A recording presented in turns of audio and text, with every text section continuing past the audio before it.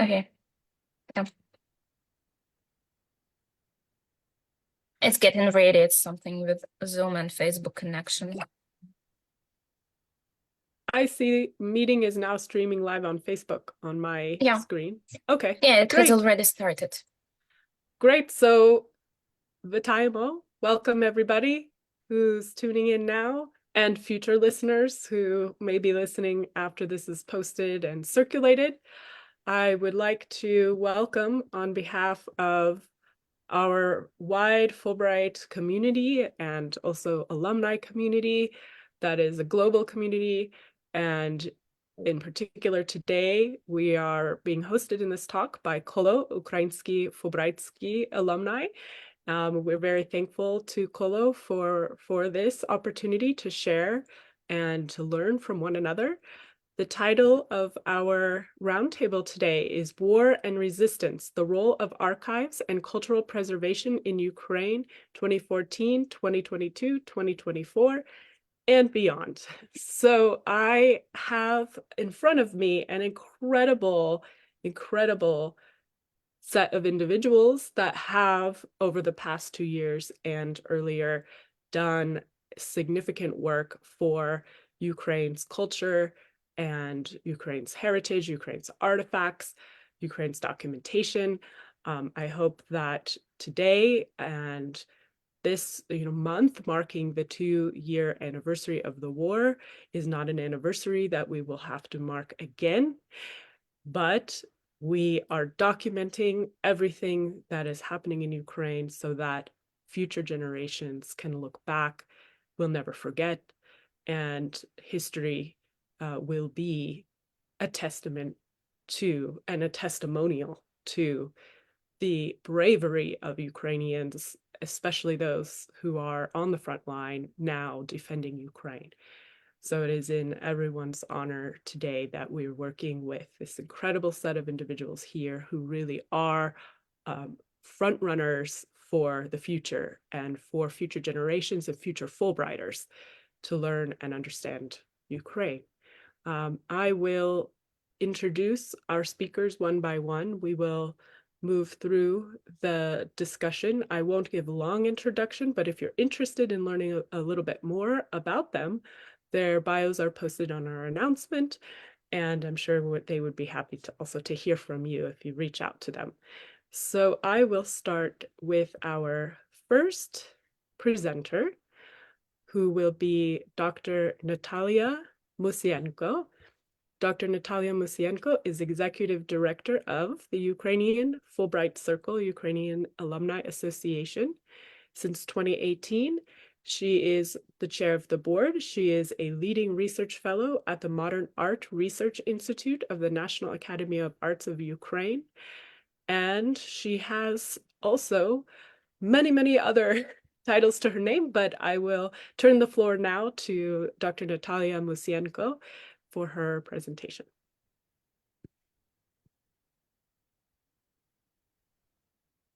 Thank you so much, Jessica, for your presentation. Dear colleagues, it's an honor and pleasure to be with you, as usual. And I think we have very important and interesting and fascinating topic of our conversation today. And to tell the truth, my first idea was to speak today about the publications in the Western media which were exchanged by the members of Europa Nostra, in special created for this purpose social network group of the cultural heritage of Ukraine in the war.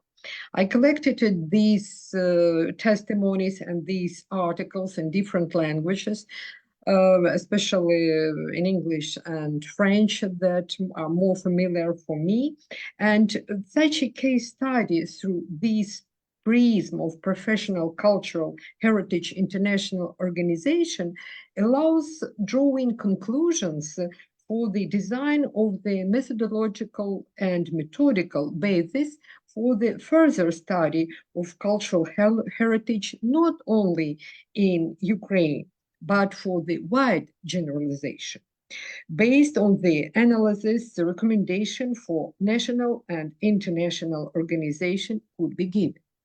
But I shall speak about this once next time, dear colleagues. And why?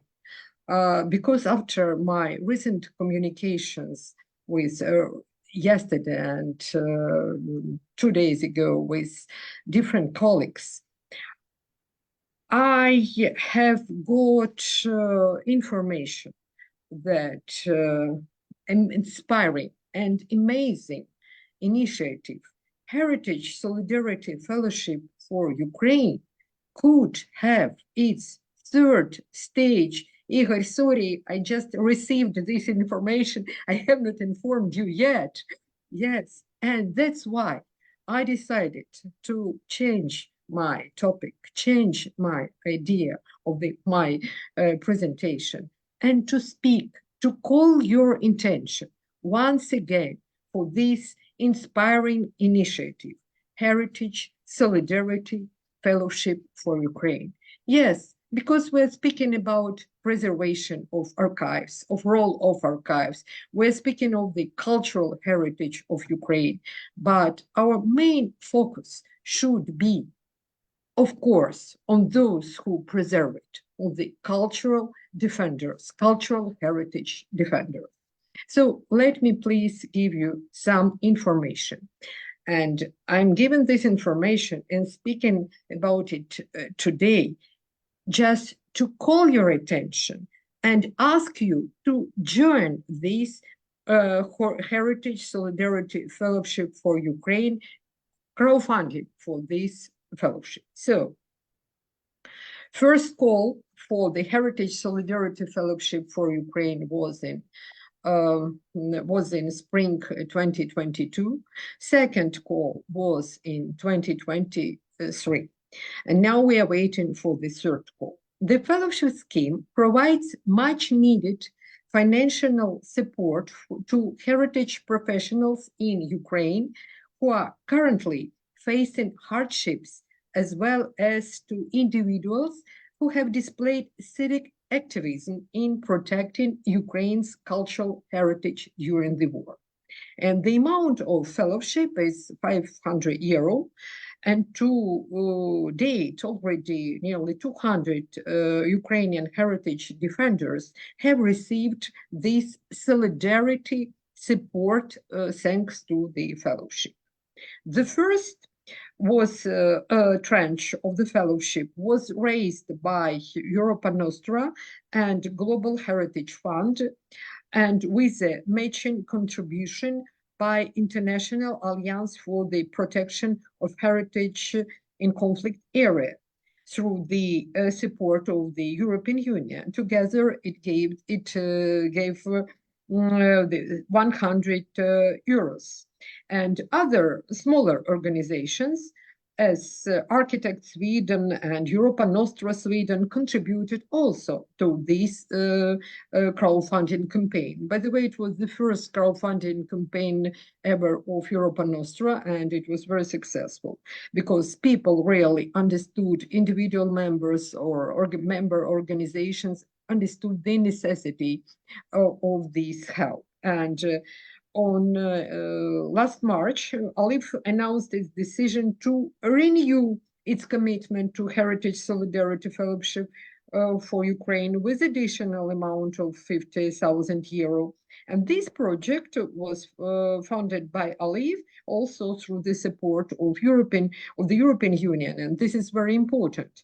And other organizations as ECOMOS Canada and Canadian Coalition for Cultural Heritage in Ukraine committed to and contributed to this crowdfunding campaign to support heritage defenders. And however big or small this contribution, it's important that it goes directly to the defenders of the cultural heritage. In Ukraine, there are two organizations that operate this heritage solidarity. And I'm really happy that we have one of them is Heritage Emergency Response Initiative, HERI. I'm happy we have with us Dr. Poshevaila, the leader of this initiative. Thank you so much, Igor, for this great collaboration.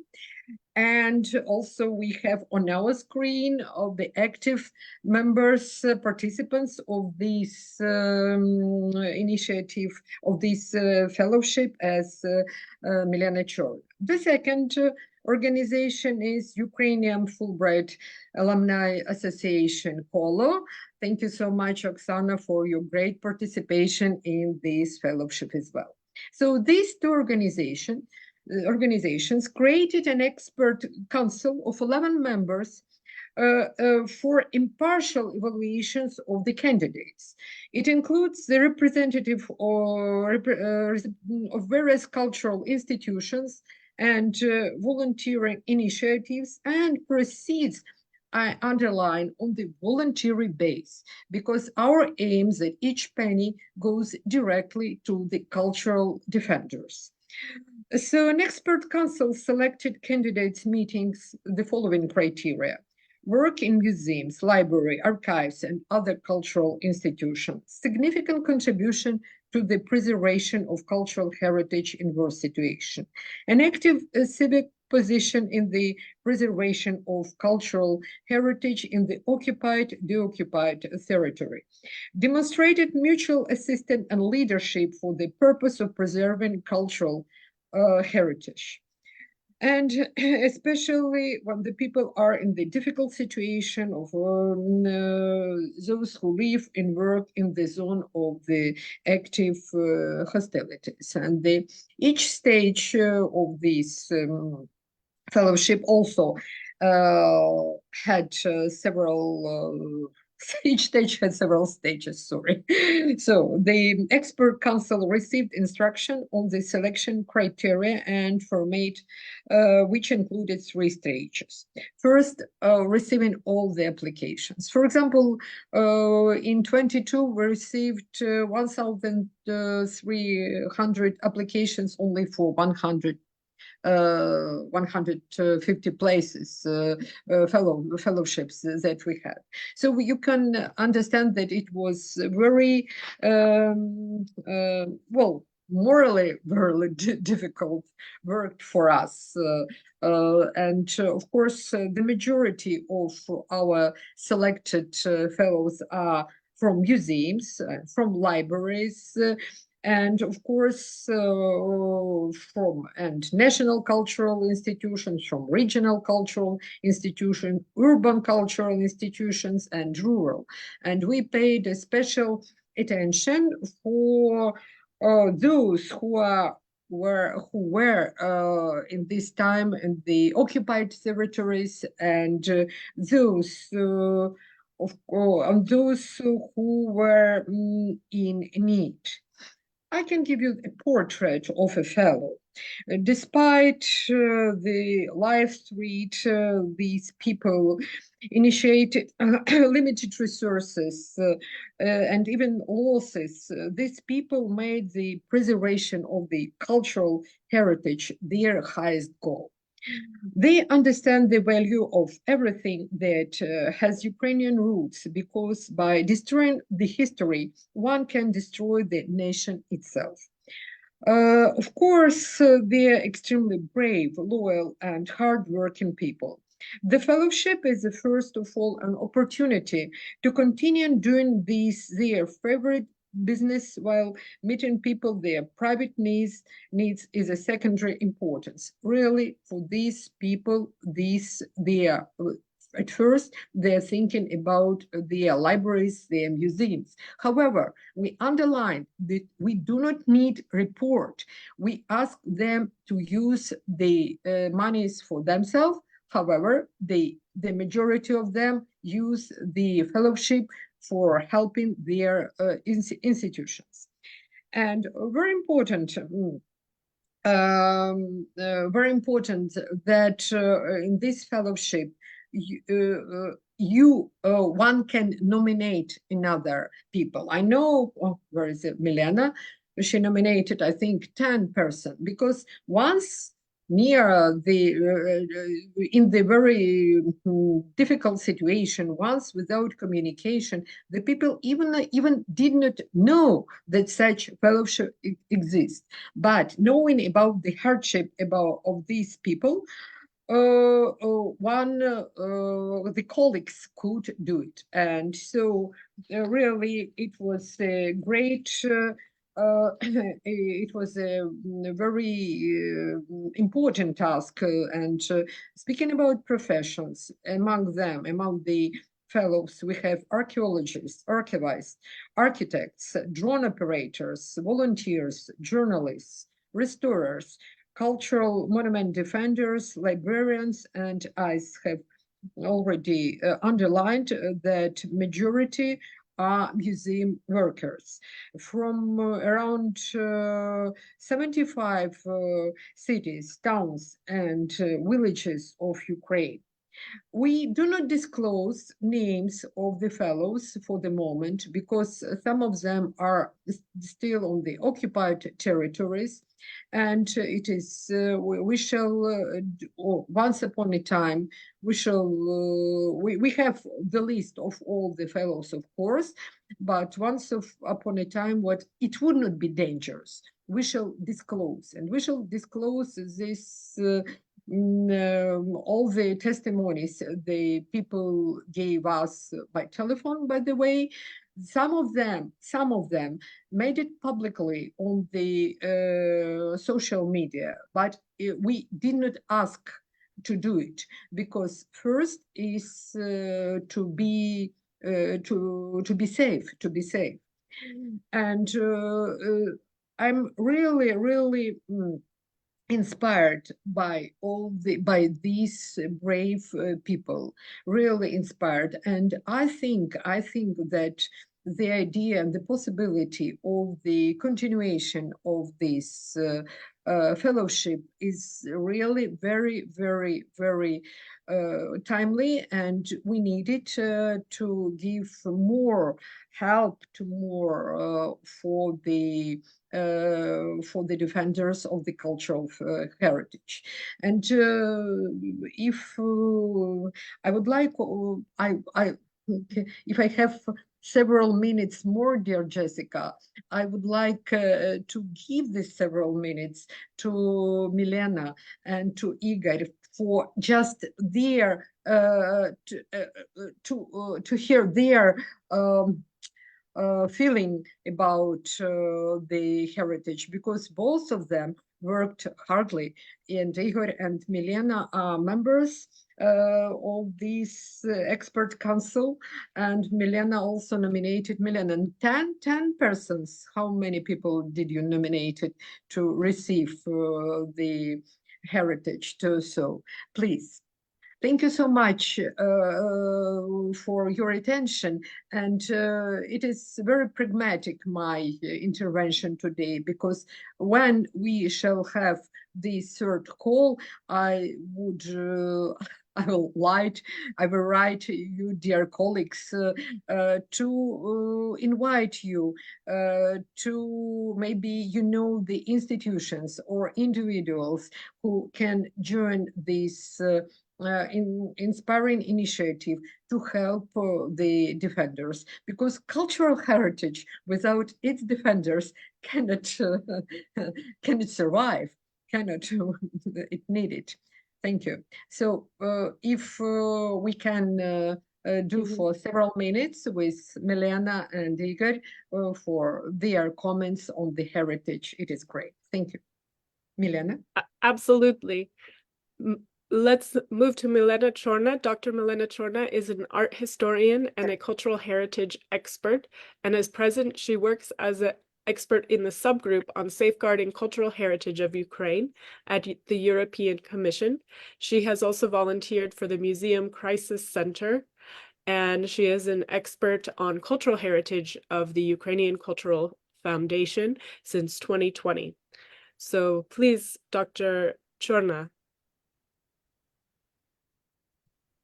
Thank you, dear Jessica. I'm not used to being called Dr. Chorna, but thank you. And Natalia, thank you so much for the initiative. And maybe I should take the camera off, switch the camera off in order to have a better connection. I'm sorry for that.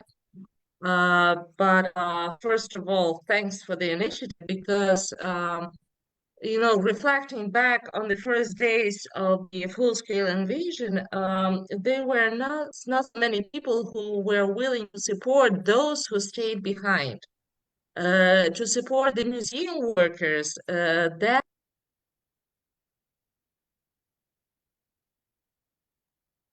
Oh, it looks like Oh. she's coming back. Okay, good. Mhm. sorry for that.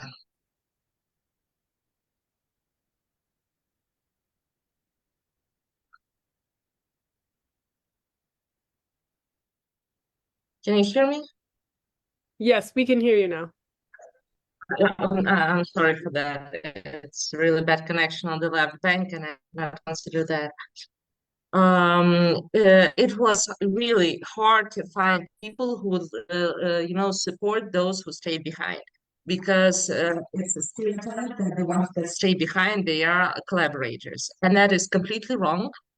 In the context of Ukrainian museum workers, Ukrainian museum workers stay behind because they want to preserve the collections that were not evacuated, and that was one of the one of the presentation. So I'm really thankful for, you know, for the signed by I cannot name the names as as well as you can, but they are downloading videos, they are making photos of the perpetrators, but they are documenting the crimes against cultural heritage right there.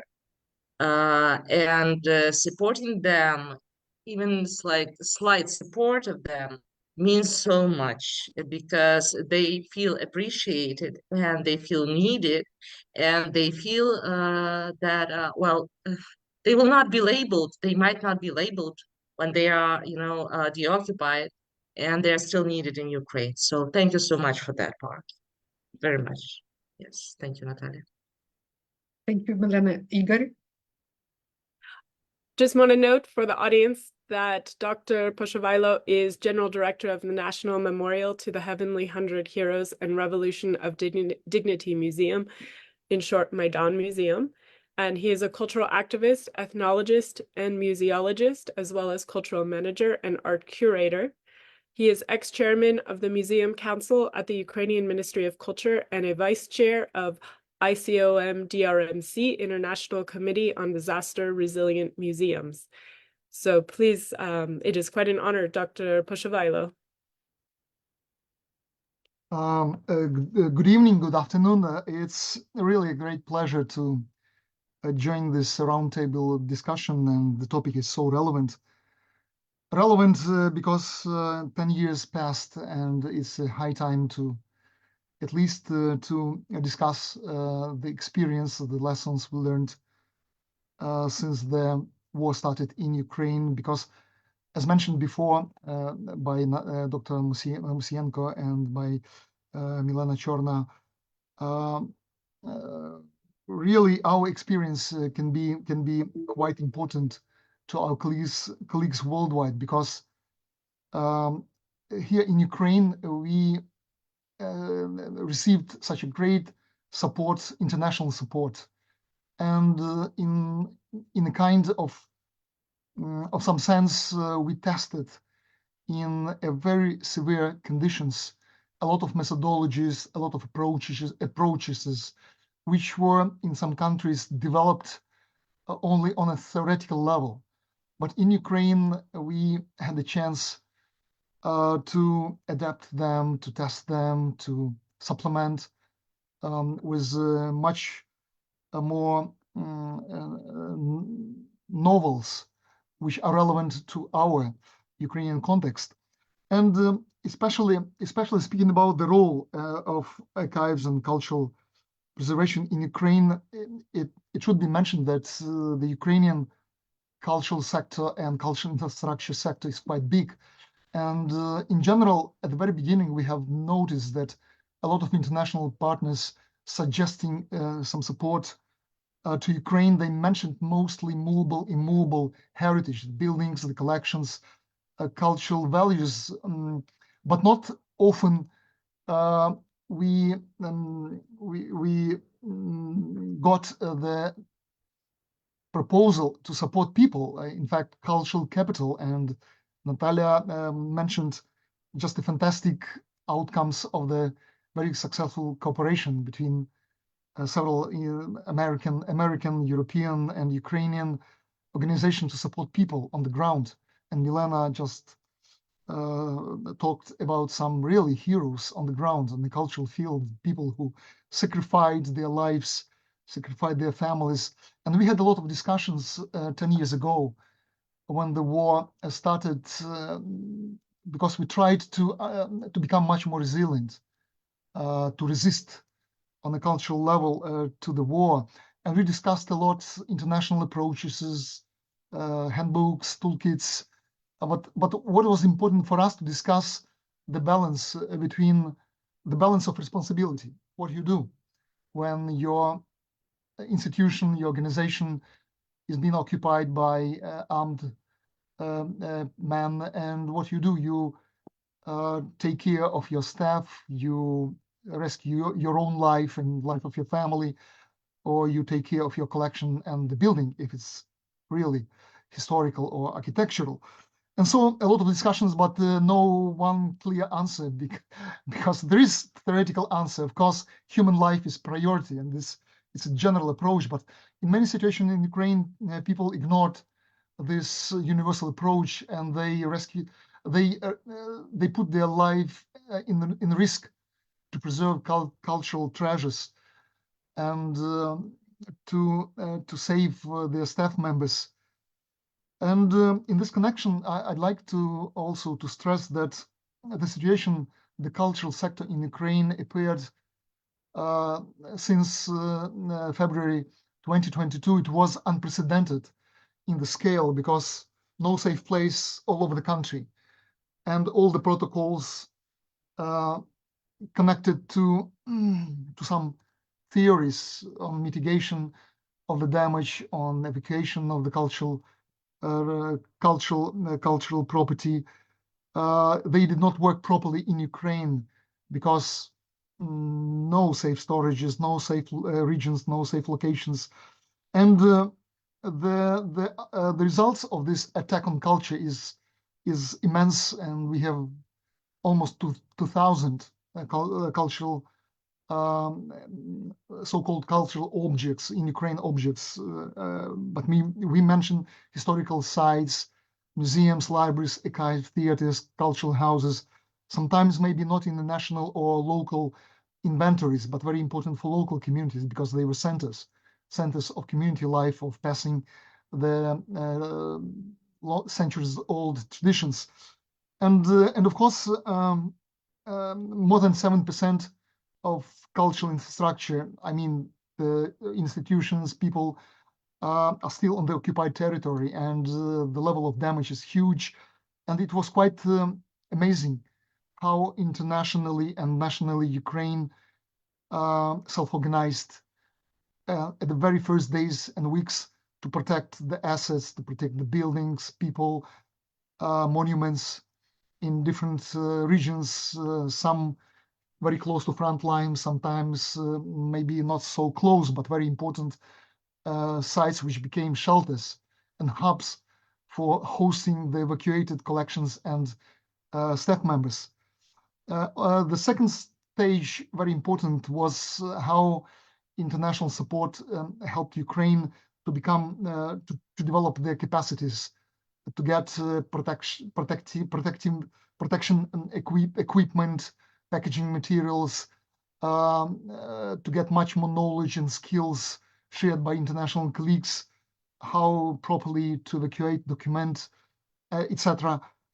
And the next phase was important for us to document, to assess the damage and the risk, to document the crimes of Russian Federation against culture. Because for us, it was not only to work on a tactical level, but also on a strategic level.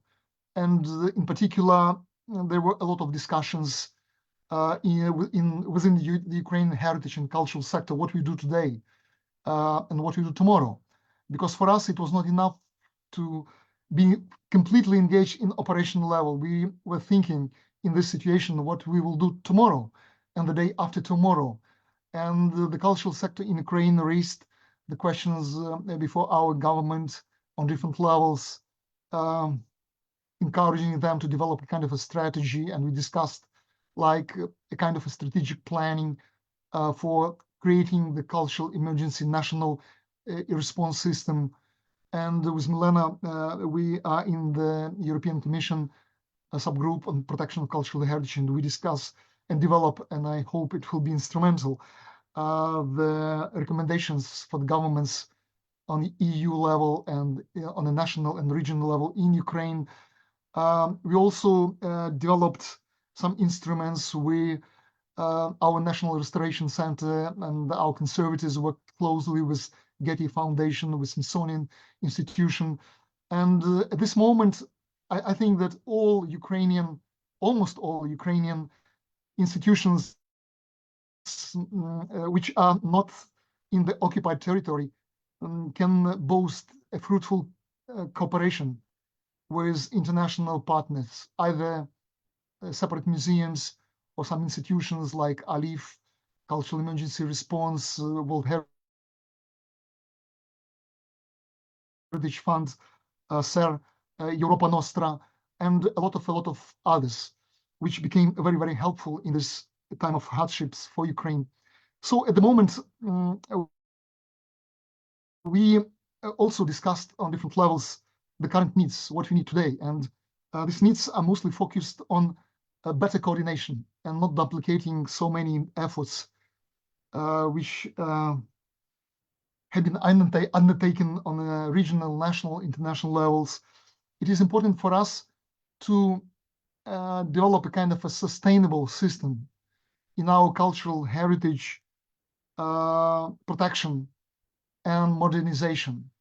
And it's a good sign that last year when Ukraine presented in Lugano the National Recovery Plan, and the high top officials like our Prime Minister and even the President of Ukraine, they mentioned that our main goal is not only to rebuild what was destroyed, but to use this chance to modernize Ukrainian cultural infrastructure and to develop on a much higher level our cultural heritage.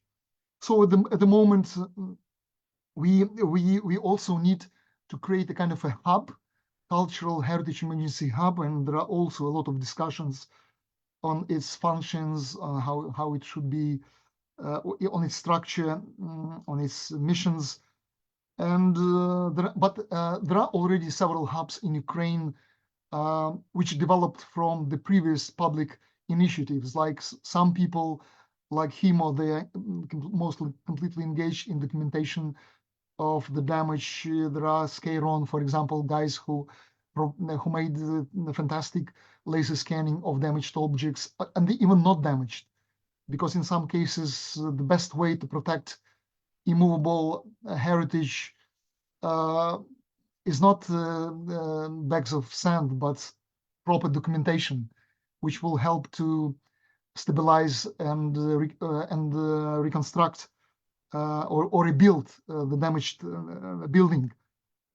Some other, like our initiative, Harry, we also became a kind of a hub alongside with some other initiatives like Irina Nikiforova and the German Archaeological Institute's hub for protection equipment and packaging materials.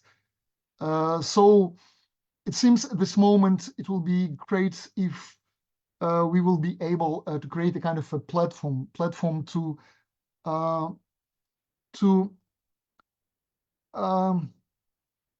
use to concentrate all the resources we got for this moment. And these resources are not only material, it's also like experience and skills. And to be much more cooperative with our government, for example, on the level of Ministry of Culture, on the level of Cabinet of Ministers, because we also discussed a lot the capacities for our government, and we understand that at this moment of time, their main priorities are being focused on a little bit different issues. But we quite clearly understand, due to our expeditions to different regions of Ukraine, that today we need to undertake very clear strategies to stabilize the damaged buildings, to document and to create or create or update the existing inventories of movable, immovable cultural heritage, because there are some, but not of them are updated. Also, to protect cultural heritage, we need also to be engaged completely in the process of repatriation of cultural heritage being looted, also to monitor what's going on and to stop illicit trafficking, which is quite huge. According to Interpol, Europol, borders and customs services, auction houses, there is a big stream or a big illicit trafficking, especially of archaeological findings, which you can find today on different websites, illegally being sold. So it's quite clear for us in Ukraine what are our main priorities. But of course, we need our international partner to share their experiences, to provide us some support on the level of expertise. Sometimes we need financial support. Sometimes we would like to introduce international practices. And finally, I'd like to also to stress this special window of opportunity for changing of the Ukrainian cultural heritage and cultural sector, because we are approaching EU and the processes are very, very intensive at the moment. And we stress for the last 2 years that in this process should not ignore Ukrainian culture and heritage. And we need harmonization of Ukrainian laws with international or EU laws so that we can adopt the already existing practices and get support from international governments, institutions, and experts in this field. So in this finalizing, I'd like to use this chance and to express my my deep gratitude to the colleagues who are in this roundtable today with us, Fulbright in particular, US Embassy, and my Ukrainian colleagues and international community, especially heritage community, because I've never expected that Ukraine will be in such a big focus of attention and support. And this is a great chance for us really to use this window of opportunity and to launch the irreversible processes so that really Ukraine can quickly and effectively and transparently, openly rebuild and modernize our heritage and cultural sectors, which will be open and accessible for international audiences. Thank you. Thank you. We will move to our next speaker.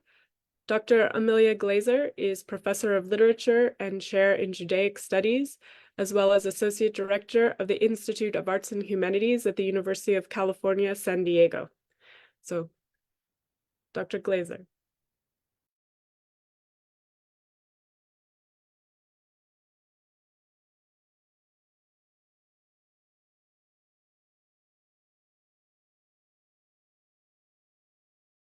All right, thank you so much. I'm just aligning the screen. I hope that's visible to everyone. Is that can everyone see the images okay? hopefully. Okay, great.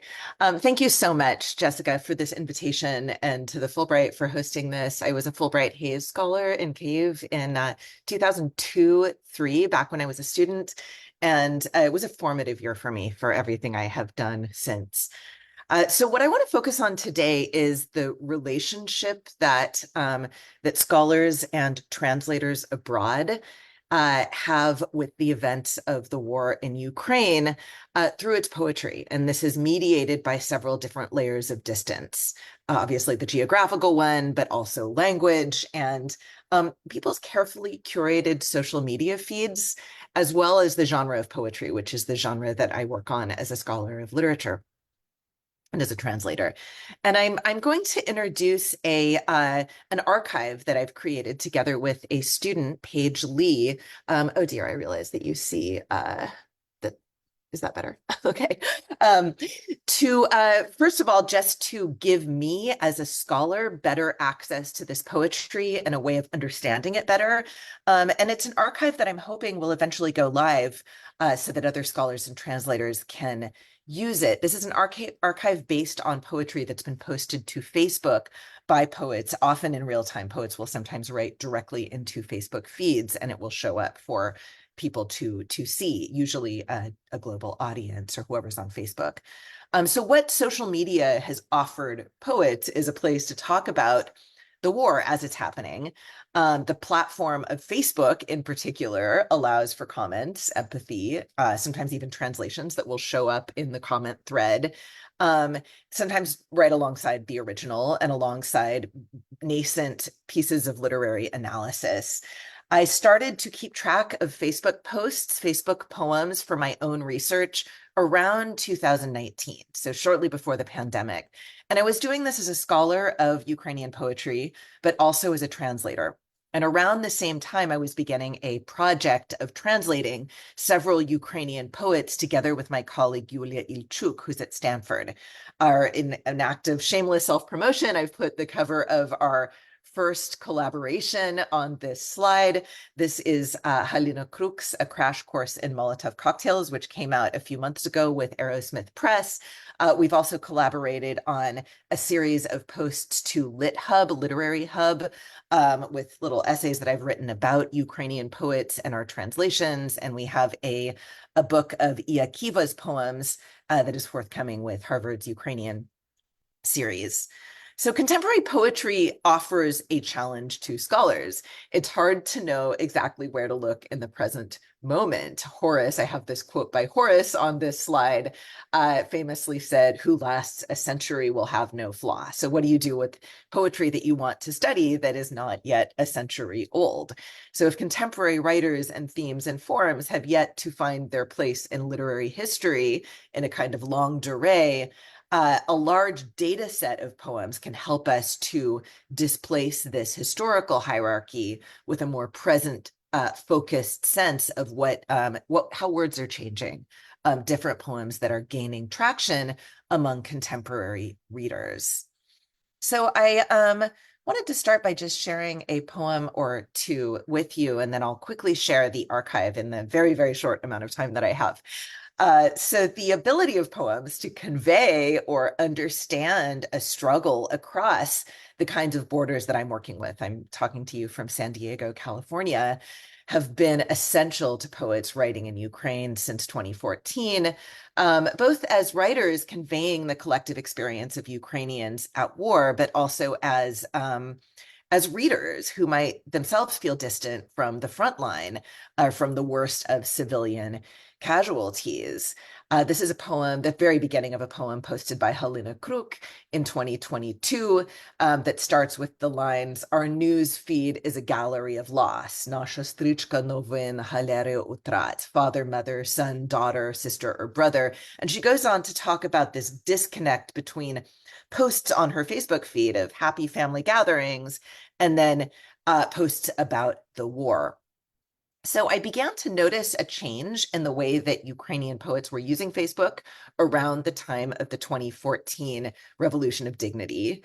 And what became immediately clear to me was that Facebook was providing a space to immediately respond to poems and to archive what was happening in the present. And increasingly, I've noticed that by studying the poems that are shared to social media, scholars have a sense not only of the way that war is changing sentiment, but also changes to language and to themes if we look at these poems as a larger data set. I am by no means a scholar of big data. I'm not a data scientist, but I'm working with some students who are data scientists to create a kind of, I don't know, not exactly big data, but maybe medium-sized data. We're able to extract words that turn out to be very important to the ongoing war. I'm going to read just very quickly the beginning of another poem. This one is by Iakiva, also posted to Facebook in 2022. It begins, 8 років казати в мене вдома війна, щоб нарешті прийняти ми дим, це війна. 8 years of saying, back home there's a war, so I finally accept it. My home is a war. And then she goes on to come up with all sorts of metaphors for home that are directly drawn from the ongoing war. So they're not the kinds of metaphor that draw from distant experience, but really from what's happening right now. It's a slow train. Our language is volunteer refugee chatter, and so forth. And what was striking to me about this poem is that immediately in the comment thread, you saw, you can go back and look at this because it's publicly available, you saw translations appearing. Yulia Musakovska of Lviv translated the poem into English. Ravi Shankar of Kerala posted a translation into Malayalam. Anna Vershik posted an Estonian translation. Yulia Timofeeva, a Belarusian variant. Alessandro Achilli, an Italian translation. And you start to see within people's Facebook feeds the relationship that literature is. And I feel that this relationship justifies having a more systematic approach to how people are using social media. So I wanted to just share with you some of the advantages and drawbacks of using Facebook as an archive. First of all, the advantages. Facebook archives years of poetry and people's responses to it right there in real time. And also the way that journals consider publications and consider copyright makes Facebook very appealing to East European poets, whereas in the US, often Facebook posts are actually considered a publication, which discourages poets from publishing new poems to Facebook. And it means that this is not this kind of generative space. In Eastern Europe, most journals do not consider Facebook to be a prior publication, and they don't exclude poems that have already appeared on Facebook. But it's also emerged as a space for activism. There's buy-in from activists and poets in Eastern Europe. As all of you know, the Maidan really began with a couple of social media posts, but especially this post to Facebook by Mustafa Naim, where he said famously, let's get serious, who's ready to go out on the Maidan before midnight tonight, likes don't count. And Facebook has been demonized and in fact even outlawed by the Kremlin as a space for terrorism, which makes it a space that is explicitly, legally separate from Kremlin propaganda, at least over the last few years. It certainly has also been mobilized for Kremlin propaganda. And that brings me to some of the drawbacks.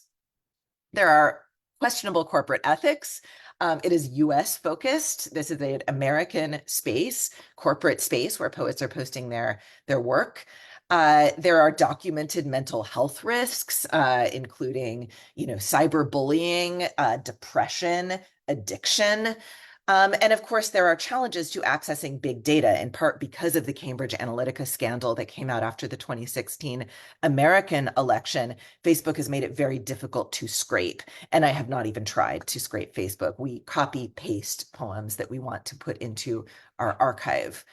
So we've taken some necessary precautions. We have only archived posts that are marked public with this little picture of the world next to them. At this point, I have kept the database private. I have shared my database with certain scholars and translators that want access to what poets are doing. I'm very much hoping to open it up within the next year to the public to be able to access, and I'm trying to consider how to do that in a way that will be absolutely safe for the poets that are included in it and will not, risk sharing things that they do not want to share. And of course, we're keeping vital information like the poets' personal information and certainly their locations private, even in the privately available version. But I do want to share this archive with you today because this is something that I'm hoping will become public, at least for scholars that need it, within the next several months. This is a picture of Paige Lee. She was a student, an undergraduate student working with me at Harvard while I was on sabbatical a couple of years ago, a double major in computer science and Slavic languages and literature, which was kind of my dream research assistant. And Paige has since graduated, but is continuing to collaborate with me. We have an article about this database coming out in the Slavic Review later this year. I realize that the closer that I am to conversations that Ukrainian poets are having on social media, the better I understand the context, the better a translator I am, the better a scholar I am. It was a way for me as a translator and scholar to do what Gayatri Spivak has called surrender to the original text. This is a way, reading these very closely is a way for me to kind of surrender to the world of the original. We have a small advisory board at this point, very small. It includes Yulia Ilchuk, my colleague and collaborator at Stanford, Ilya Kaminsky, a poet originally from Ukraine, now in the US, Marcy Shore, a historian at Yale, and Ariel Rosé, who is a poet and translator based in Poland, who have helped to advise me on the content and breadth of this archive. But it allows me to catalog poems posted to Facebook, and I'll just share a little bit closer to zoom in a bit. You see that the database is searchable by author. We have close to 200 authors in the large database in the back end. The poets that we make available on this, someday soon to be publicly available database are all either based in Ukraine or were born in Ukraine, but they're writing in a variety of languages. And I also include their poems in translation into other languages, which is why you see such a variety of languages to choose from. This screenshot is from an earlier version. We now have several more. The core group, I originally started to keep track of poets that I knew and worked on, and I realized, this won't do. This is me just, archiving my friends. And so I went back and I actually recorded all of the poets with Facebook pages affiliated with PEN Ukraine. And that was a way of keeping it objective. It's not that I'm working for PEN Ukraine, it's that I wanted to make sure that I was not subjectively just choosing my friends. So in addition to PEN Ukraine poets, I also have other poets who have published widely in Ukraine and who are contacts with one another. The archive, is searchable by poet. It is also searchable by curated theme. My students and I have actually read these poems and we have marked them by theme, but you can also search for a text string. So for example, you can go in and type something like Bucha and come up with the poems that mention Bucha by name. The poems, at the date that I took this screenshot, there were only 7. I think there are actually more now. And the 7 were all in Ukrainian at the moment. Now there probably are more because many of these have been translated and recorded. Just to give you a sense of the back end, we keep track of this on a Google spreadsheet, which is accessed through a Google form that my students will fill out, and I will often fill out. When I realize that there is a poet that should be included that has not been included for some reason, I will immediately prioritize a student going back and entering poems from beginning with 2014 and ending with the present. Our focus for our research has been on 2 years, 2014 and 2022. And I have a little bit of time left, I think, Jessica. How am I doing with? Okay, so I can share just a couple more things about what we've done with this database, just to give a sense of what the questions are that students are answering when they fill poems into this this database, we include the name of the author of the post and then the name of the author of the poem. It's not always the same. People share each other's poems a lot. Themes, we enter 4 or 5 themes that are selected from a list. The language of the poem, the original language, if the post is in translation, the date that it was posted. We keep track of the URL so that we can give a window into the Facebook post itself, and then any additional relevant URLs, as well as the poem's full text and the full text of the comment thread. There are a couple of other things that I like to keep track of in the metadata. I'm very interested in whether the poem elicited a poem in the comment field. Often this is a translation, and I want to keep track of which of those poems are yielding translations right in the comment field. Is there criticism in the comment field? And this is something that I've seen kind of disappear over time. It used to be that Facebook functioned more as a workshop for, people would comment on how someone did on, say, their translation of Halina Kruk into some other language. That's happening less. Now it's more of a space for solidarity. And then numbers of likes, comments, and shares. That is not something we share in the outward-facing database, but I keep track of it because I'm interested in the traction that poems get. Others are keeping track of how war changes language in other ways. This is Ostap Slivinsky, who has really written very few poems since the full-scale invasion in 2022, but he's published this very important book, Slovnik Vini, which documents the way that refugees talk about the changes in language. But we've done that in a slightly different way. This is a scatter plot that my student Paige created. This is a very new version of the scatter plot, which shows words that have had either an increase or a decrease, looking just at the years 2014 and 2022. And these are words that, have very significant changes in frequency. So they're statistically significant. We used a Fisher test with the help of my partner, Ron Mukamel, who's a neuroscientist and uses very sophisticated statistical analysis and was able to help us apply these. We used an adjusted threshold in order to look at words that were mentioned often enough in across the database that we knew that this wasn't just an anecdotal kind of phenomenon that was happening. So some of the words that popped out for us were obviously words like vina, war, right? So this is a good test of the analysis. Yes, war shows up a lot more in 2022, whereas in 2014, you'll see that Maidan is one of the words that shows up much more in poems. But then there are other words that are statistically significant, and those are words that might be less expected, like stil, table.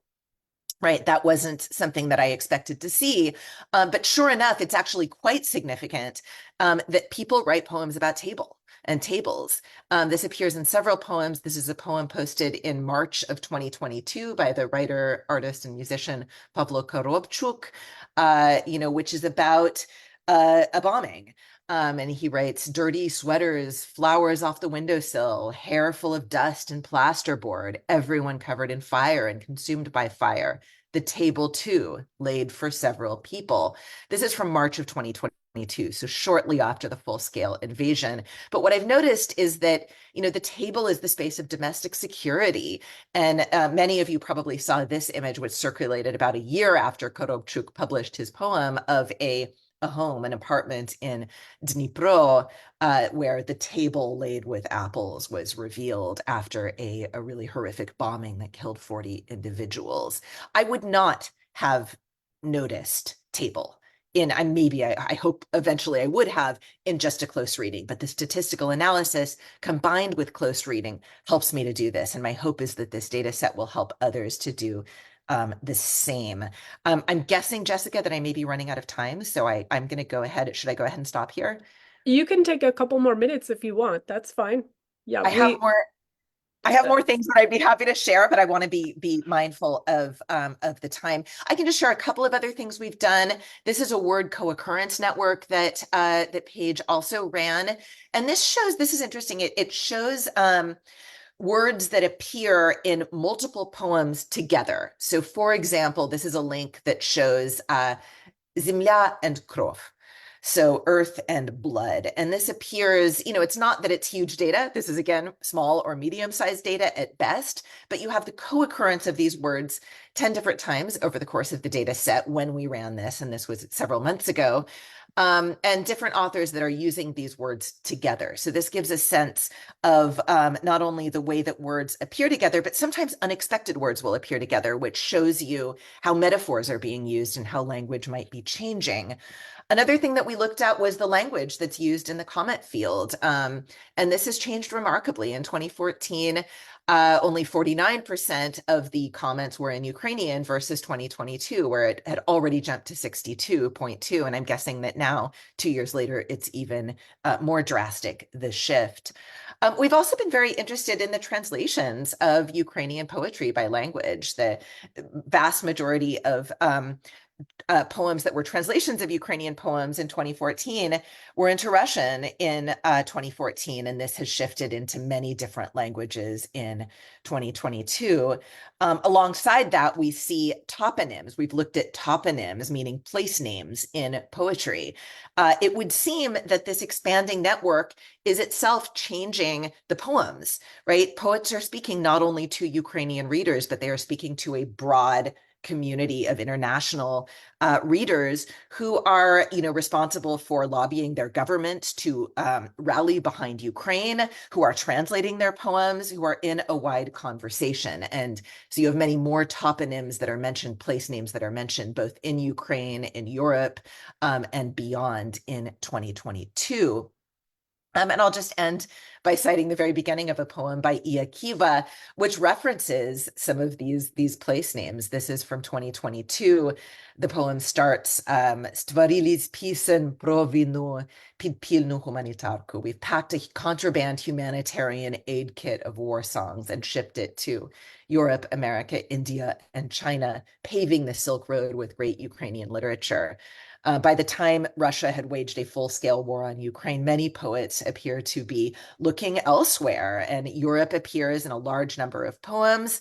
But Ukraine, I also have gotten the very strong sense, is doing something for the rest of the world. It is not only showing the relevance and the importance of all of the things that Ukraine is fighting for, self-determinacy, the freedom to choose its own past and its own path and its own leadership, but also the ability to allow poets and activists to speak to what is important. So I'll stop here. Thanks very much. Thank you, Amelia. Our next speaker is Dr. John Shatushka.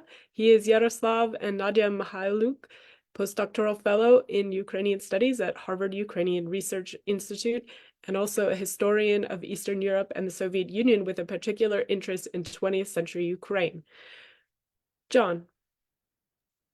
Yeah, thank you, Jessica. And thank you to Amelia and Natalia and Ihor and Milena for your presentations and for your work in Ukraine, which I've been following, since the full-scale invasion and before, and what you are doing it's so important and critical. And I want to thank you for everything you're doing and continue to do. And I hope that we'll have a chance to cooperate more in the future, both, here in the United States and in Ukraine when I will hopefully be back soon. So I want to share with you my screen now, if I can, to talk about Ukraine. Having a problem here. Let's see.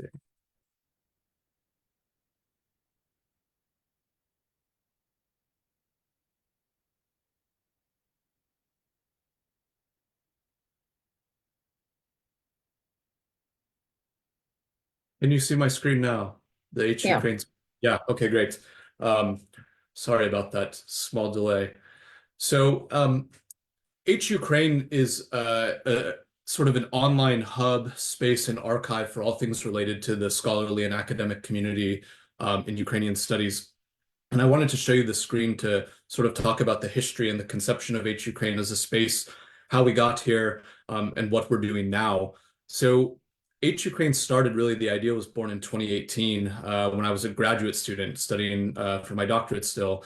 And I was at Michigan State University, which houses the HNet network, which is the Humanities and Social Sciences online network for, academic studies. And there's a ton of different networks, H Empire, H Poland, any kind of field of interest that you could think of.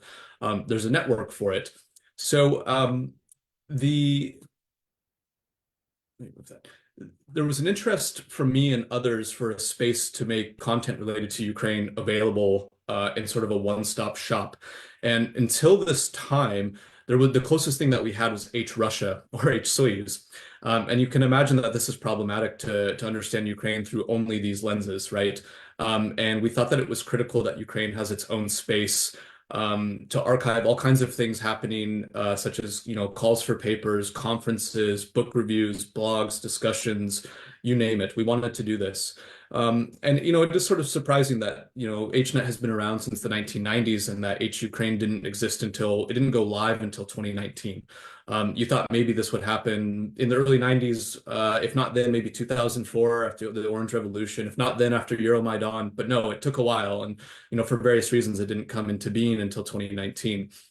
So we put together a sort of a transnational board of editors. These are editors from Ukraine, from other parts of Europe, from the United States, to sort of oversee the conception of this project and to build a space for Ukraine and Ukrainian studies in the United States. But it was important for us to be collaborative with our Ukrainian colleagues. So we have a team that represents, a bunch of different people, and we continue to grow, and we're still growing. And really, in terms of networks on the HNet platform, we're still relatively new. So 2019, we were sort of born and went live. And, I wanted to give you a little bit of a tour of this website. You can see things. So we have a homepage where you can see the recent content that's been posted.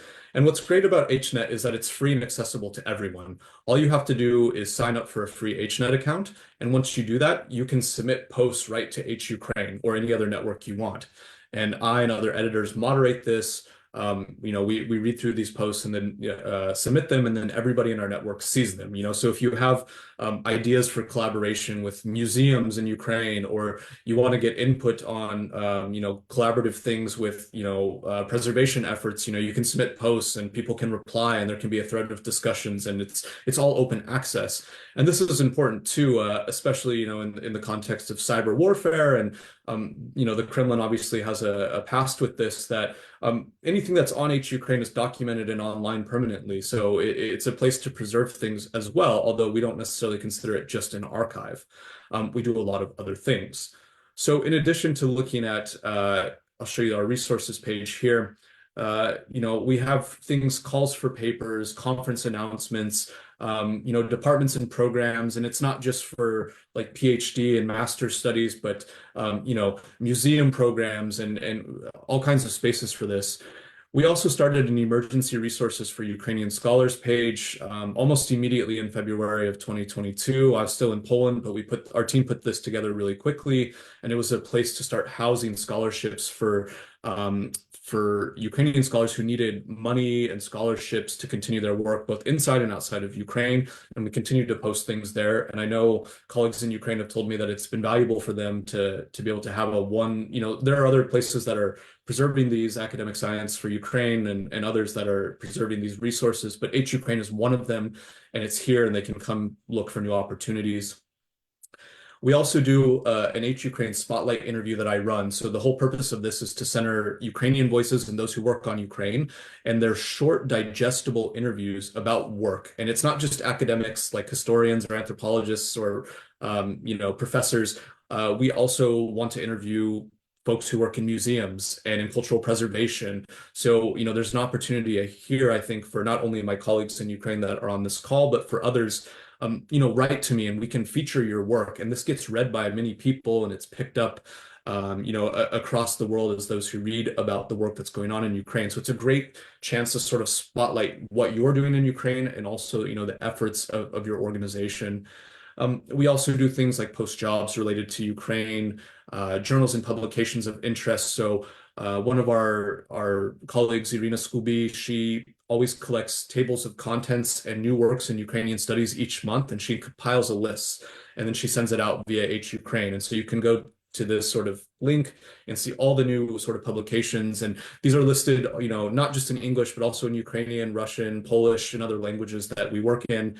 And you can submit your posts to H Ukraine too in those languages. We're happy to post them. It doesn't just have to be in English, although because we're based in the US, we sort of like to have at least some preface in the English language for the majority of our readers.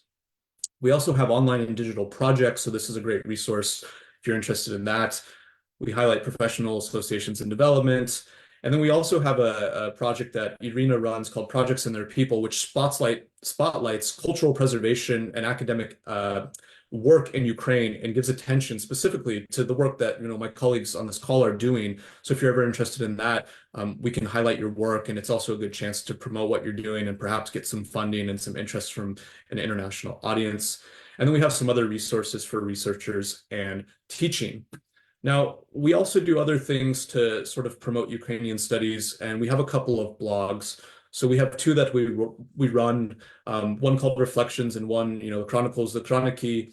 And these are two blogs that give a chance for people to write about the work that they're doing, both in Ukraine and outside of Ukraine. Reflections has been mostly a space for people to write about their sort of academic and cultural work that they're doing in Ukraine. It highlights to others, you know, what's being done, how it's being done, their methodologies that you're using, but it's a space for them to just reflect on their own work, and it's open to anybody who wants to write.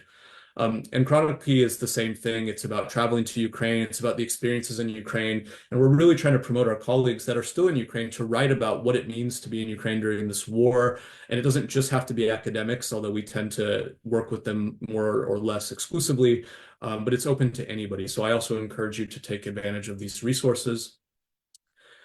We also have discussions, so if you post things, people will post back. We run a very lively Twitter account, so if you're on Twitter, follow us. A lot of things get posted there. And then the other thing that we do is we are a scholarly hub, so we do publish book reviews. And, you know, anybody who's sort of working in the cultural and scholarly community can review books.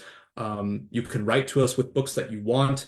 One of our big pushes in the next year or two is because we have a very small team. It takes a lot of work to run this website, but you know, we all do this for free, and it's a labor of love, and we all have other obligations, and most of us are on contingent academic contracts. So, you know, we're doing this when we can. But you can write to us and review your, you know, whatever books you want, and we're pushing to get more books in Ukrainian reviewed. So if you have colleagues that would like to review books that are published in Ukrainian or other languages that you think are worthy of having a review, we'll absolutely publish them. It is a scholarly publication. They're edited, they're reviewed, and it's a great way to get sort of your name out there in publishing as well. So that's an overview of H Ukraine. We, you know, did not start out particularly as an archive, I would say. We've evolved over the years, and really we're sort of in our fifth year, and we were, you know, sort of pushed back by COVID and then the full-scale invasion. But we're up and running again. We have a team that's growing, and you know, I really encourage all of you, if you're not already, to sign up for HNet, because you can subscribe to a number of other accounts, not just H Ukraine. But H Ukraine has become a really important space for elevating Ukrainian initiatives and voices and projects. And it's critical that we keep this going, and we will, of course. But, you know, we're happy to support all of you who are listening to this, and especially my colleagues' work in whatever capacity we can. So I encourage you to sign up for HNet. It's a free account, and then you can submit all the announcements you want to H Ukraine, and we can publish this. And, you know, we also have some other projects in the works, some archiving projects for different things. But again, these take sort of time to build in a digital capacity, as Milia knows, building her archive for the poems. These things take a lot of sort of digital acumen, which, you know, we're still learning in these ways, but we work in digital humanities quite extensively, and H Ukraine has become sort of a centerpiece for Ukrainian studies here in the US. So, you know, I'm happy to talk more about this in our discussion, and, you know, Jessica's on our board as well. We have a wide board that helps moderate what goes on at H Ukraine, and I look forward to collaborating with all of you more, and I'm happy to answer any questions that you have about H Ukraine as a space. So thank you very much. Thank you, John. Something I want to underline about our community here today is what is unique about Fulbright Ukraine, because it is sometimes assumed that Fulbright is the same in every country, and it's shaped by Washington, which is not the case. Fulbright is totally different in each country. And at Fulbright Ukraine, we work with museums, we work with poets, we work with authors, we work with independent scholars, activists, journalists, and we still have all of our competitions open. So I want to underline that please apply to Fulbright Ukraine if you are in Ukraine, and if you are Ukrainian living outside of Ukraine, you can still apply. You don't have to be living in Ukraine right now to apply. What is also unique about Fulbright Ukraine and the Fulbright Ukrainian community that you see here today is that we are actively collaborating, self-archiving, self-documenting community, which is something that you don't see in all Fulbright countries. So I'm really, really excited and glad and honored today that we've had both American and Ukrainians sharing ideas here in how we are increasing our communication, our networking, our hub, our resources. It's really, really exciting. And so I know that we don't have tons of time, but I wanted to at least open the floor for about 10 or 15 minutes to pose questions to one another, and or if we have any questions popping up in our chat online. I'm awfully sorry, Jessica, but I responded to Natalia Musienko's question as a comment, and I did not present what I wanted to say. Please say it. Do I With still Laska. have my 15 minutes? Do I still have my 10 minutes? I think we will do our best to accommodate you. I know some here may have Please to do, head out, but because the next please, time I I will would love do like to. Ihor. I will answer the comment with my presentation. So yeah, Dobre. please do. Thank you, because it's important for me. I was asked to talk about my experience within the last 2 years. I'm sorry, just a second. I'll make it full screen. Can you see? Yeah. All the time I kept talking about the cultural heritage sites, about museums, and I forgot the people, and that's a pity.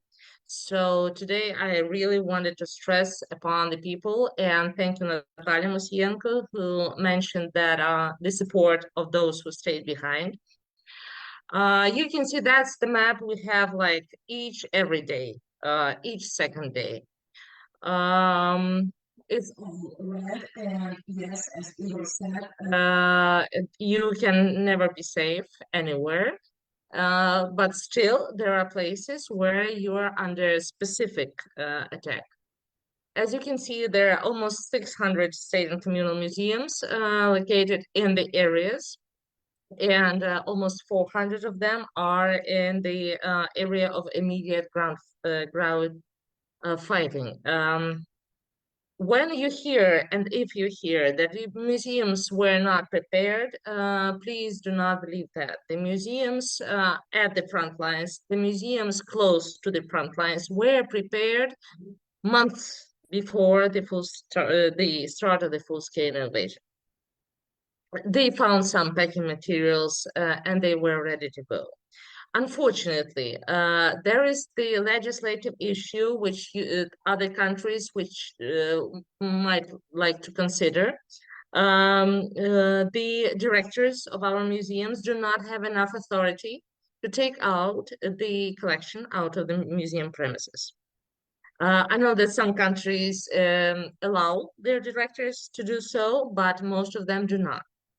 And when we are talking about protocols, which we mentioned today, and it was, well, actually really ironic, because some of the Polish colleagues said, well, we do have protocols.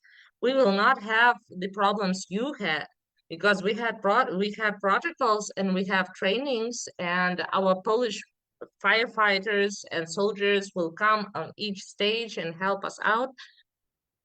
Please believe when I say that we have our protocols as well. We had the same protocols. They were designed for floods, for fires. They were not designed for Russians to invade. And when Russians invade, the protocols do not work because the firefighters will be putting out fires and will be taking out people from underneath all the wreckage. The soldiers will be fighting on the forefront, and the museum directors will be left all alone, as it happened here. They will be left all alone with their collections. And please, if you have any authority or the museum directors have to have enough power to take the collections out of the premises. And I'll show you the stories, the cases. Well, you can see how this decentralization that explains the complications of the protocols. The decentralization makes the regional museums, in order to evacuate, they have to have 3 signatures, at least. And it did not work because when Russians came, there was no one at the regional administrations, no politicians, no one at the cultural departments, and I can swear to that because I tried to call them myself to sign these evacuation routes. So do not never rely on someone else, just on yourself. The Museum Crisis Center, how it all started. In March, I received a call from Olesya Milovanova, who is the director of twice evacuated Luhansk Regional Museum local law. She called me already from occupation. And she called me with the words, have you seen the post by Olga Hanchak in Lviv? She's saying that we should, collaborate and help everyone at the forefront. Said, oh, I'm sorry, I did not see that. I was busy with evacuating the ballet college, Kiev Ballet College at that point, and we succeeded with that. But it was, that was a challenge. I did not see the post, and she said, well, did you see the post? Please connect with her. I'll give you all the contacts because I might not get out of here alive. And that was the reality. She shared all her contacts. I gave all mine. We all united. There were like 4 of us, and there was a girl, Botana Berlinska, who helped us with the finances. Olesya remained in occupation because she could not leave. And that's one of the points I wanted to stress out. Ukrainian museum workers do not leave their location unless the collection is evacuated. They are unwilling to do so. They are adamant not to do so. And once we formed this Museum Crisis Center, Olesya Milovanova shared her contacts on the Donbas region. Olesya Klemenko, former Ministry of Culture employee and now Museum of Holodomor employee, she shared hers. And Olga Hanchar was fundraising, and I was like the hotline. And that was the toughest part because being a hotline means you receive all the phone calls from the occupied regions when people just call you in order for you to document their stories and with disregard to their lives. And that was the hardest part because, well, starting with this slide, Svetohirsk. Russians hosted some of their military troops here starting 2014. Nevertheless, the museum, Svetohirsk Museum, was really pro-Ukrainian, and the director stayed there until the last day. Well, until it was impossible to stay more. I'm sorry, that's misspelling. Svetlana Sharaban. She's the director of Svetohirsk Museum. She made most of her employees evacuate. but she was the last, almost the last one, practically the last one to leave. And she was hit by a Russian missile, trying to flee. She burned alive in her car together with her sister. And there's another issue. You see to your right, Evgenia Kalukhina. She's the director of Slavyansky Museum of Local Art. She knew very well Svetlana Sharaban, and that's the work Ukrainian museum workers have to do now. That's, well, apart from our direct responsibilities. Evgenia Kalukhina helps assist in the searches of mass graves, and she was the one to look for Svetlana Sharaban because we did not know of her fate. She called, I'm sorry, you don't see the screen. She called in June to say that she's ready to leave. Finally, she is ready to evacuate. And after that, no one heard her. And Evgenia Kalukhina went there, searched for her, and found her body, identified it. Museum worker, yeah, that's a great job for a museum worker. And she was buried together with her sister on October 10th. So as you can see, we have various fields of expertise now. The Konin state in Sumy region, you can see before and after. It was occupied for a month, almost precisely a month. And Russian soldiers did actually their headquarters in these premises. And what I'd like to stress out is being the hotline of Museum Center, gave me the possibility of meeting great people. And one of them was Yulia Duma. She called the most impressive case was when she called at 11 p.m. And I'd like to point out that most of Ukrainian museum workers are female. And because of the war that is going on from 2014, not from 2022, most of them are still mothers raising children, small children, minors. And she's one of them. She called me at 11 p.m. Well, she kept calling prior to that, like, oh, I'm browsing the premises. I'm looking what they're doing. I'm, monitoring what they're doing to the collection because, unfortunately, no, the collection was not evacuated. And then at 11 p.m. she calls and says, well, they are taking one single painting. Well, they are taking it to one of the tanks. I'll make a picture of that. And I was like, come on, it's 11 p.m. In order to make a picture, you have to have a flashlight. If you use your flashlight, that's the last thing you will do.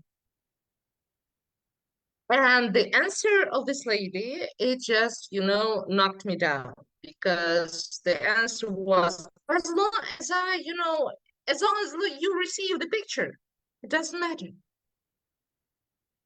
I used all my powers of persuasion for her not to do that, and she did not do that. But you have to appreciate and you have to know the level of self-sacrifice these people are willing to go through in order to preserve their collection. One single painting is being taken into the Russian tank, and she is ready to film it and send it to me and being shot. You can see the picture, that's the fire. The fire happened right next to the missile attack. It happened right next to the premises, and only because she was browsing, she was still browsing after that, browsing the territory, she called the technical personnel, technical employees, and they all ran into it, and they took the materials, took the artifacts out of the building. And now it looks just as if nothing happened. Melitopol Museum. I believe you know about this. It's Scythian gold. The lost Scythian gold, looted Scythian gold. I will not show you the whole video because of the time span, but Leila Ibrahimova, another person I'd like to, focus on. the Russians, when they come into the city or when they come into any kind of settlement, they target, first of all, the veterans, war veterans, and afterwards they target museum workers. They target museum workers because they are opinion leaders, and they want them to win. They want to win them, to take them, to promote their activities, or to give up where the collections are, or to give up the data on the war veterans, because many museums have made exhibitions on ATO, what we call ATO, it's the special military operation.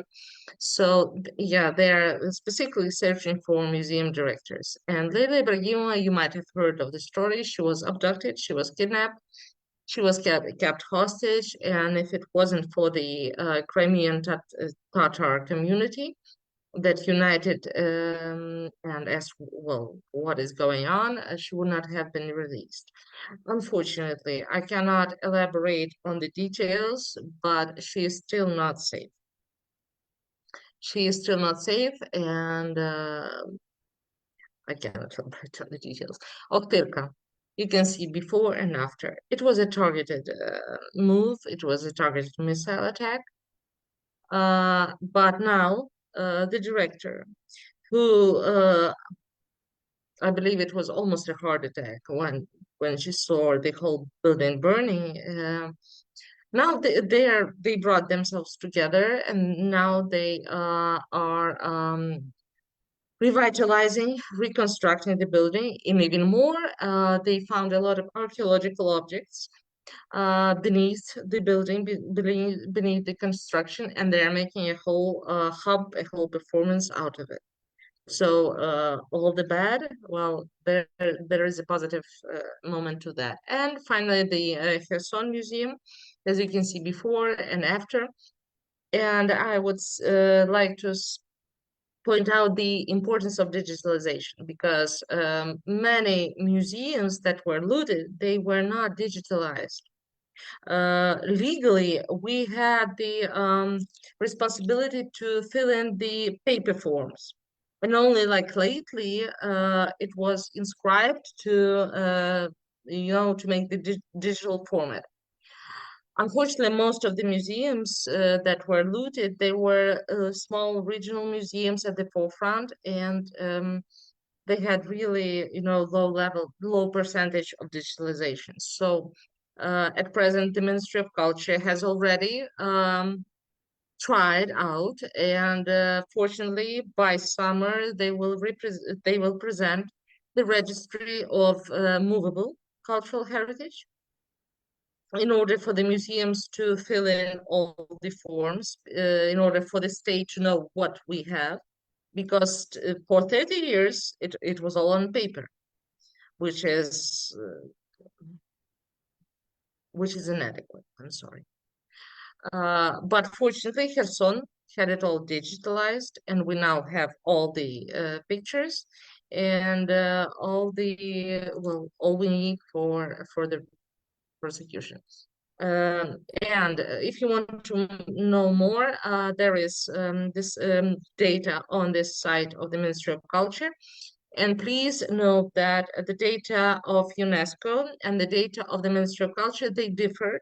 And there's a reason for that, because the data on the UNESCO site, it is specifically verified by UNESCO, which takes time. And the data on the Ministry of Culture and Information Policy is the online data.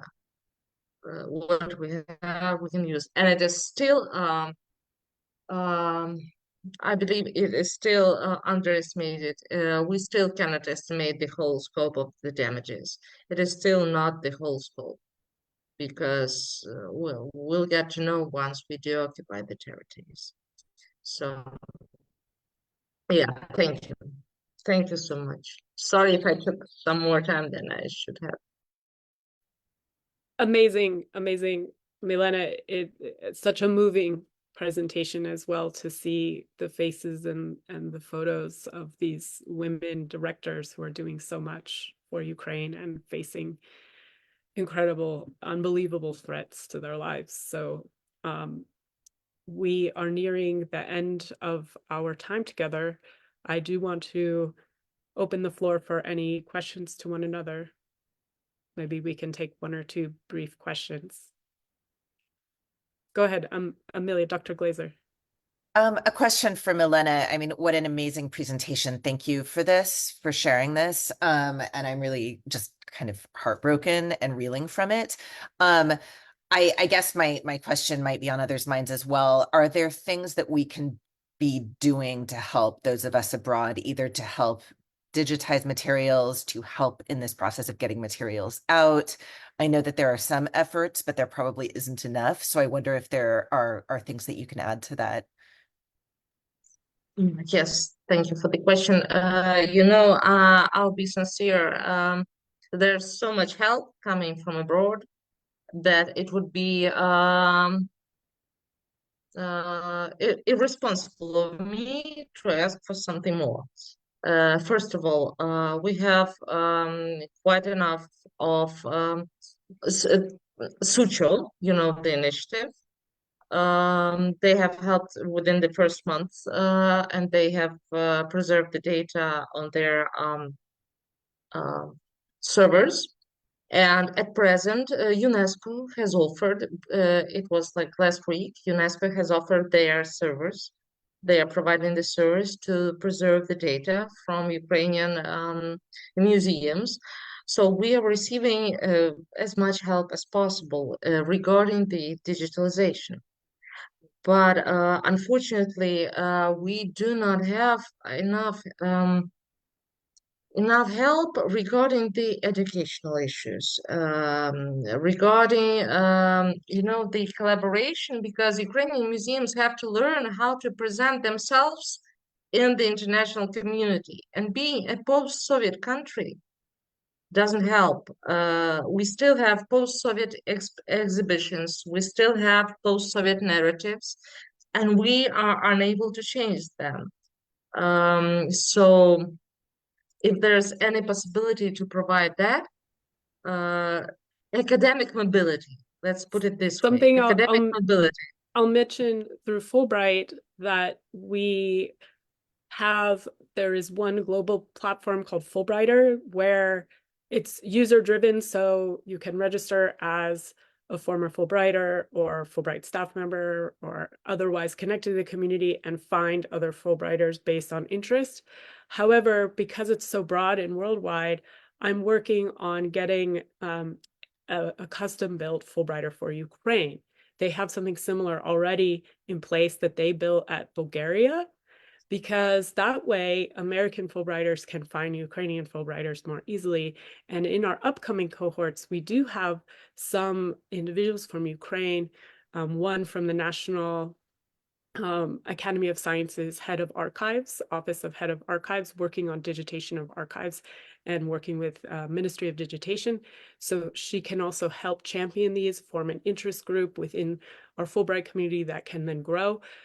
So finding these, I think, platforms is also something that we're trying to do to help you with exactly what you're describing. Yeah, go ahead. May I add just one more thing? The biggest problem, in my humble opinion, is our language barrier. And that is why it's mostly Igor, myself, and a few other people on international platforms. While we have these people that are worth, speaking out at the international platforms, but they just cannot speak English. If there's any kind of possibility of creating a language program for museum workers, specifically for museum, because it's specific terminology, for museum workers in Ukraine, that would be so helpful. You just cannot imagine how much. Because there are a lot of people, even 60 plus, 70 plus, who are willing to learn, who are willing to go to internet, but they cannot see. Thanks. Absolutely. I know that U.S. Embassy Kyiv has Cultural Heritage Preservation Fund, and this can be one of the ideas, I think, that coming from the community would make a lot of sense for support. So yeah, let's continue this conversation, all of us, please. We are out of time. If anybody has a last burning question, we can squeeze it in. Ihor. Yes, I have a question and comment to John. First of all, thank you, John, for your fantastic work, for getting together so many resources, which will really help to rediscover Ukraine for international audiences. Just a quick question to you. Do you have some, for example, some need for some new materials from Ukrainian side? Do Ukrainian scholars have enough possibility, for example, to help you complete all that research and analytic materials? Yeah, thank you, Ihor. Yes, so it's something that we're working on and growing still. And, you know, one of the challenges of running H Ukraine is that because it's based in the United States, we're still trying to get our Ukrainian colleagues more involved. Even though it's free and accessible and there's, you know, like you can get on through the Ukrainian websites, no problem. We want our Ukrainian colleagues to be involved. I want them to submit more materials. I want them to bring all their perspectives, all their documents, you know, anything that they have to H Ukraine. And this is what I mean is we're still growing. And so there's lots of possibility for collaboration, and really, you know, this is about Ukraine. So I want to center Ukraine and Ukrainians who want to help us grow it. And it may be based in the US, but it's not representative just of the US, right? And so I love to have a, you know, a team of Ukrainians who want to, you know, I've already heard amazing ideas from everyone here. You know, I like, as soon as we can get a language school for museum vocabulary going, we can promote it on H Ukraine. We can, you know, I see a lot of potential for Ihor and Natalia and Milena to write blogs for us about cultural preservation. What are the needs? I think, you know, a lot of our colleagues don't understand, at least in the West, some of these needs. And so if you write and give this perspective about what we can do, you tell us what you need and we promote it. And so I think this is the best way for us to help at the moment, of course. And, you know, I don't want to take up any more time, but, you know, please reach out to me, be in touch, and we can continue this collaboration and this cooperation beyond this meeting for sure. Definitely. And in any shape, form, please keep in touch with our office at Fulbright Ukraine, because we are here to support you. We also do our best to connect people on both sides of the ocean. But as I said, it would be so nice to have a special custom-built platform for that, where interest groups could form. H Ukraine can serve right now as that platform outside of Fulbright, while limited to Fulbright. So however we can grow the capacities would be great. Thank you, everybody, for your time today. I know it's getting late in Kyiv.